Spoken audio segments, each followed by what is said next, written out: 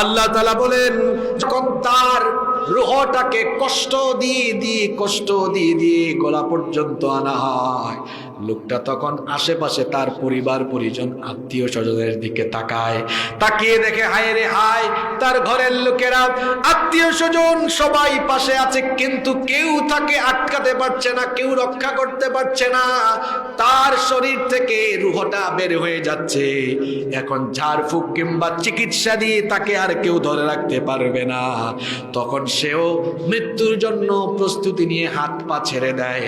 আল্লাহ তাআলা কোরআনুল কারীমের ৭৫ নম্বর সূরা সূরাতুল কিয়ামাহের ২৬ নম্বর আয়াত থেকে বলছেন, কাল্লা ইযা বালাগাতিত তারাকিয়া ওয়া কিলা মান রাকিম ওয়া যান্না আন্নাহুল ফিরাক।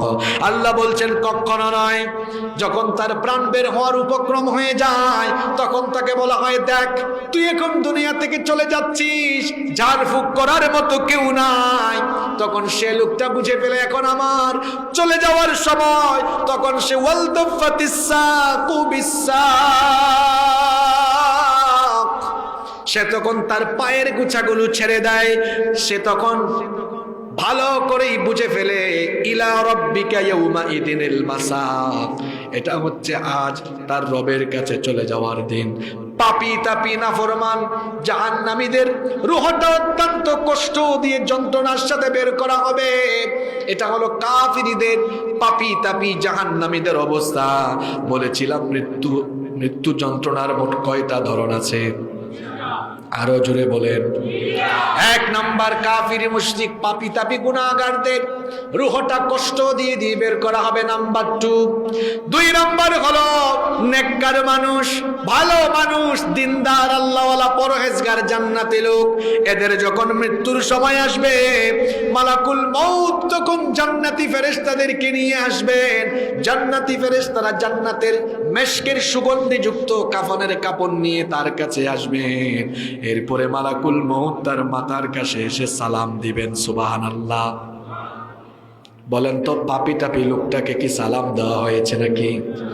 কিন্তু নেককারকে এসে সালাম দিবে। দেখুন আল্লাহ তাআলা কোরআনুল কারীমের ১৭ নম্বর সূরা সূরাতুন নাহালের ৩২ নম্বর আয়াতে বলছেন, আল্লাযীনা তাতাওয়াফাহুমুল মালাইকাতু তাইয়্যিবিনা ইয়াকুলুনা সালামুন আলাইকুম উদখুলুল জান্নাতা বিমা কুনতুম তা'মালুন।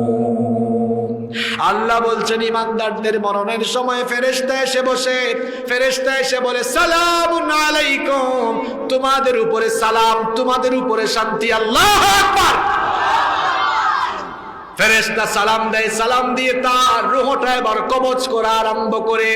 রূহটা কত সহজভাবে কবজ করা আরম্ভ করে শুনেন।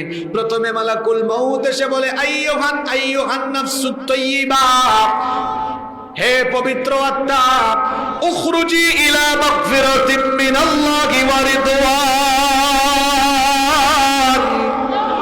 আল্লাহর ক্ষমা আর আল্লাহর সন্তুষ্টির উদ্দেশ্যে তুমি বের হয়ে আসো। এই কথা বলা মাত্র নবীজি হাদিসে বলেছেন তার জানটা এত সহজভাবে কবজ করা হবে। কলসির উদাহরণ নবীজি দিয়েছেন।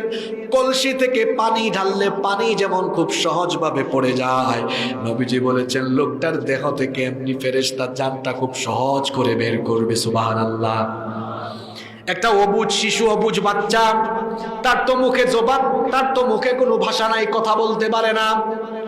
অবুঝ শিশু যখন ক্ষুধা পায়, ক্ষুধার সময় সে চিৎকার করে কাঁদে।